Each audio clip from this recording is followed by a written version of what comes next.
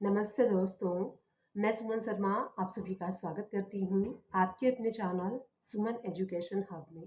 आज के इस वीडियो में हम डिस्कस करने वाले हैं कि किसे अपनी इनकम टैक्स रिटर्न फाइल करनी चाहिए। अगर आपकी इनकम ज़ीरो है तो भी आपको अपनी इनकम टैक्स रिटर्न को फाइल करना चाहिए।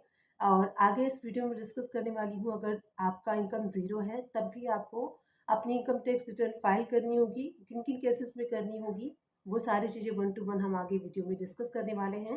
सबसे पहले हम डिस्कस कर लेते हैं इनकम टैक्स रेट का, जो ओल्ड टैक्स रिजिम है और जो न्यू टैक्स रिजिम है वो क्या कहता है। तो अगर आप ओल्ड टैक्स रिजिम के बारे में देखेंगे तो वहाँ पे अगर आपकी इनकम अप टू 2.5 लाख है तो वो नील रेटेड है। अगर आपकी इनकम 2.5 है तो आपको कोई भी टैक्स पे करने की ज़रूरत नहीं है, आईटीआर आपको करने की ज़रूरत नहीं है। अगर न्यू टैक्स रिजिम के अकॉर्डिंग अगर आप चलते हैं तो वहाँ पे अप टू 3 लाख रुपीज़ तक की अगर आपकी इनकम है तो वहाँ पे भी आपको अपनी आईटीआर रिटर्न फाइल करने की ज़रूरत नहीं है। तो यहाँ पे हमने देख लिया जो टैक्स की एग्जम्पशन है, income tax slab rate old का भी देख लिया एंड न्यू का भी देख लिया।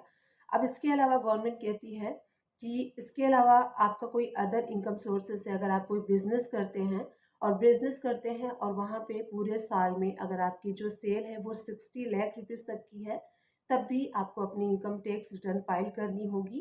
अब गवर्नमेंट को इससे कोई मतलब नहीं है कि आपका जो आपने 60 लाख रुपीज़ का जो सेल किया है वहाँ पे आपको प्रॉफिट हुआ है या फिर लॉस हुआ है।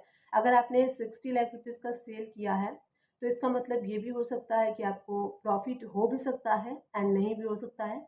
एंड कई केसेस में क्या होता है कि लॉस भी हो जाता है। तो 60 लाख रुपीज़ का अगर आपने सेल किया है तो इट डजंट मैटर कि आपको प्रॉफिट ही हुआ होगा, लॉस भी हुआ होगा, लेकिन इससे इससे गवर्नमेंट को कोई लेना देना नहीं है। गवर्नमेंट ने ये कहा है कि 60 लाख रुपीज़ तक का अगर आपने सेल किया है तो आपको अपनी इनकम टैक्स रिटर्न फाइल करनी होगी। और अगर आपने 10 लाख रुपीज़ तक का पेमेंट रिसीव किया है पार्टियों से अप टू 10 लाख रुपीज़, तब भी आपको अपनी आईटीआर रिटर्न फाइल करनी है। सेकेंड कंडीशन ये है, सेकेंड केस ये है कि अगर आपने अपने सेविंग अकाउंट में मोर देन 50 लाख रुपीज़ तक डिपॉजिट करवाया है कैश, तो वहाँ पे भी आपको अपनी आईटीआर रिटर्न फाइल करनी होगी। और अगर आपका बिजनेस का करेंट अकाउंट है जिसमें कि आपने मोर देन 1 करोड़ रुपीज़ तक का कैश डिपॉजिट करवाया है तब भी आपको अपनी आईटीआर रिटर्न फाइल करनी होगी। नेक्स्ट है, अगर आपका टीडीएस डिडक्ट हुआ है एंड टीसीएस कलेक्ट हुआ है अप टू 25,000 तक एंड सीनियर सिटीजन के लिए 50,000 तक लिमिट रखी गई है, तो भी आपको अपनी आईटीआर रिटर्न जो है वो फाइल करनी है। तो देखिए, आपका जो टीडीएस अगर डिडक्ट होता है या फिर टीसीएस कलेक्ट होता है तो आपको डेफिनेटली इनकम टैक्स रिटर्न जो है वो फाइल करनी चाहिए सो दैट आप इसका रिफंड ले सकें।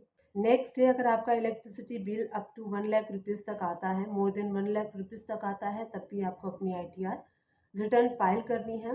एंड सेकेंड ये है कि अगर आपने टूर एंड ट्रेवल में ट्रैवलिंग में अगर 2 लाख रुपीज़ या फिर मोर देन 2 लाख रुपीज़ तक का खर्चा किया है तब भी आपको अपनी इनकम टैक्स रिटर्न फाइल करनी है। तो ये सारे केसेस थे जो मैंने आप लोग के साथ शेयर किए कि किन किन केसेस में आपको आईटीआर रिटर्न अपनी फाइल करनी है। तो आई होप ये वीडियो आप सभी लोग के लिए हेल्पफुल रहा होगा। अगर हेल्पफुल रहा है तो चैनल को लाइक शेयर सब्सक्राइब कर दीजिएगा। Thank you and keep watching my videos.